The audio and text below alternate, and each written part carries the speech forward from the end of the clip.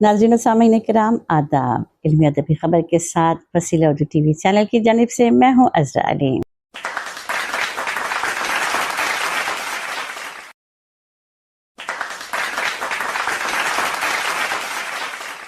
अब खुद मुसन्निफ़ा से उनके ख़यालात को सुनते हैं। जहाँ तक कर्नाटक में फ़िक्शन का ताल्लुक़ है, हमारे यहाँ बहुत अच्छे अफ़सानानिगार हैं, रहे हैं माजी में, और अब भी बहुत अच्छे अफ़सानानिगार लिखने वाले हैं।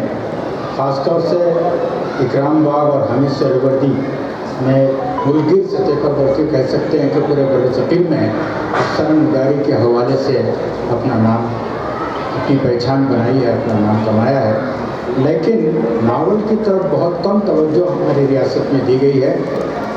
हालांकि मुमताज़ शीरीन साहिबा का ताल्लुक़ कर्नाटक से रहा है, लेकिन जहाँ तक मुझे मालूम है उन्होंने भी नावल नहीं लिखा।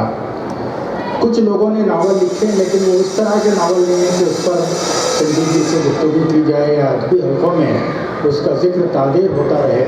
ये बड़ी खुशी की बात है कि पहली बार हमारी रियासत से एक ऐसा नावल मंजर आम पर आया है जिस पर, जैसा कि खालिद जावेद साहब ने कहा, कि अब आगे बहुत देर तक बातें होती रहेंगी। उन्होंने कहा कि नावल जेंडर बेस्ड नहीं है, लेकिन मुसन्निफ़ा ज़रूर जेंडर बेस्ड है, जो अपनी निस्वानी शायरी के लिए पूरे बरसग़ीर में जानी पहचानी जाती हैं।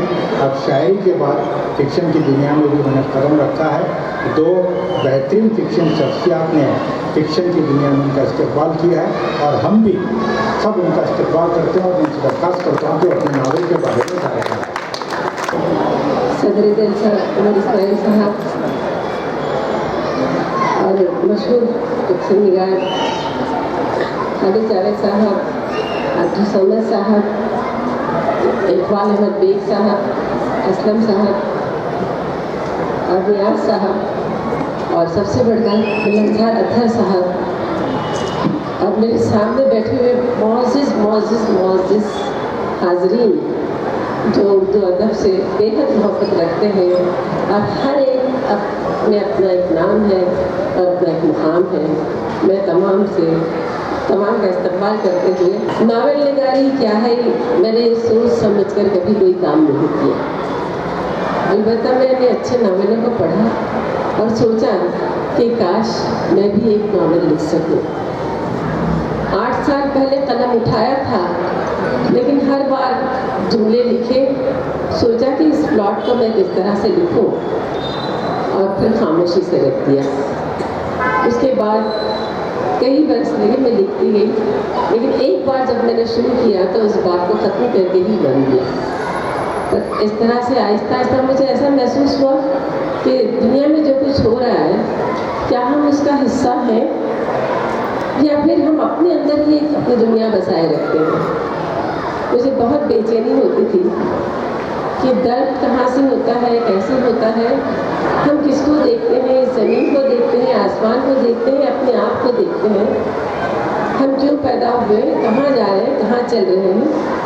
इतनी तो फ़लसफ़ा पढ़ा था कि वो फ़लसफ़ा वाकई हमारे अंदर मौजूद है, या हम फ़लसफ़े को समझ सकते हैं, हम ज्योग्राफी को समझ सकते हैं, साइंस को समझ सकते हैं, मगर मुझे जवाब किसी में नहीं मिला। मुझे ऐसा लगा कि ज़बान में और अपने अल्फाज में, अपने ख़यालात में जो गूंज होती है, मेरी ज़बान से जो मोहब्बत है, उसने मुझे सब कुछ सिखाया कि मैं किस तरह से लिखती चली जाऊँ। और मेरे दोस्तों ने मुझे, मैं ये कहूँगी कि मेरे साथ रहे। सबसे पहले जब मैंने लिखा तो हलीमा साहिबा यहाँ बैठी हुई है, मैं इनकी सरगोशियों की कर्जदार हूँ। मुझे पता नहीं कि मैं इसका कर्ज कब अदा करूँगी।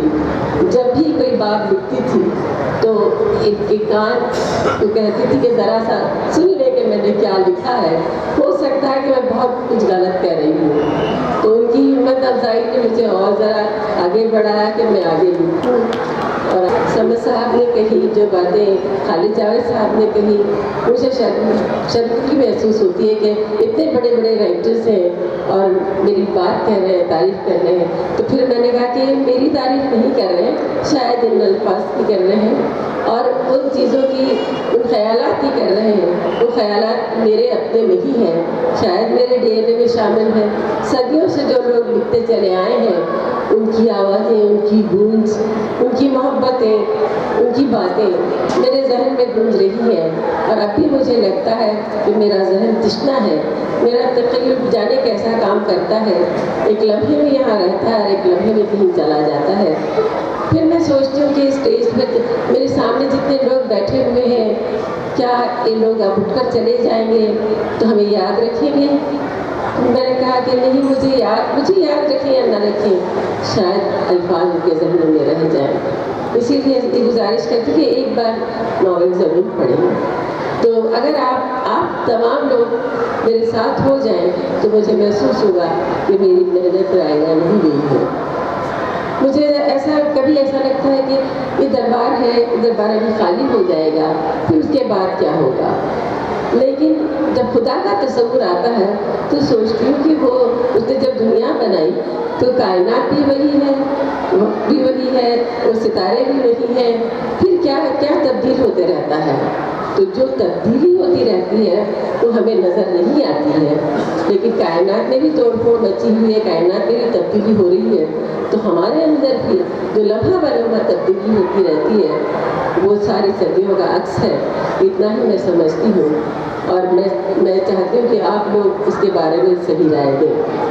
और बहुत बहुत शुक्रिया आप लोगों का, आप लोग यहाँ आए।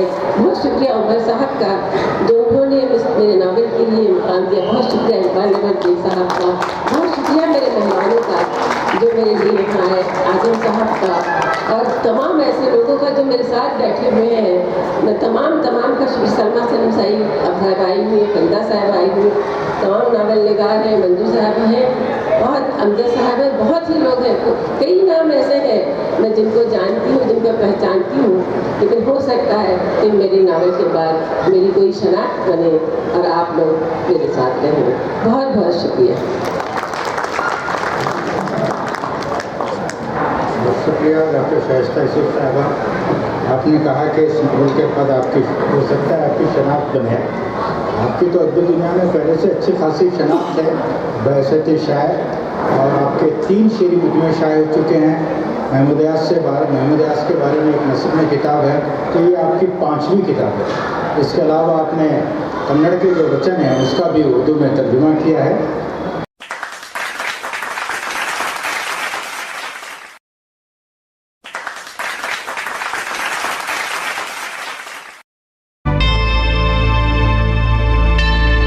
Subscribe to my channel and also press this bell icon so you can get latest video notifications.